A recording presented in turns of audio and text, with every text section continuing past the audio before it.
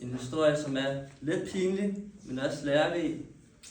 Og det drejer som sagt om dengang, jeg var ude at køre med min far, da jeg kom til at køre genboens kat ned. Og det der egentlig skete var, at det var en kold vinter eftermiddag, hvor mig og min far vi cyklede.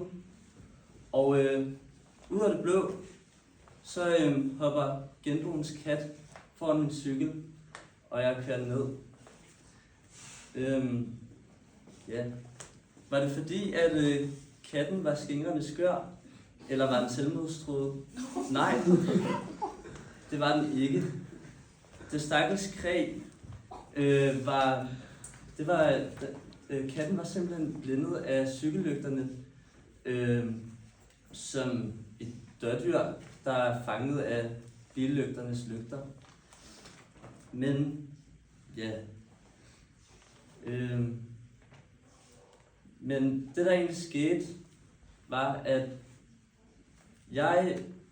katten, den kom i klemme, og det samme gjorde mine kugler på stangen. Ja.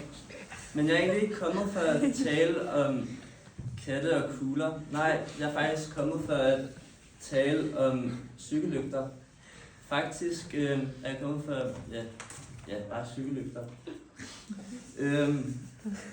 Ja, jeg kan virkelig ikke lide cykellygter. Især om vinteren. Vi kan godt være enige om, at det er irriterende, når der kommer en cyklist kørende mod en, som har det mest kraftfulde lys. Det føles som en lysprojektør lige mod ens ansigt. Og de få sekunder, hvor man er blindet af lys, kan man sagtens komme ud for et uheld. Men det er ikke fordi, jeg vil have mørke cykelstier. Nej, jeg beder bare om, at vi ikke bruger lygter som halogenlamper fra et stadion. Så vinkel dem lige ned, tænk over det, og jeg vil gerne have synet på vejen i morgen. Afslutningsvis kan jeg sige, at katten overlevede. Jeg kalder den nu for selvmordskatten. Min kugler overlevede, og jeg peger mit lys nedad. Og det samme håber jeg, at I gør næste gang, vi mødes på cykelstien.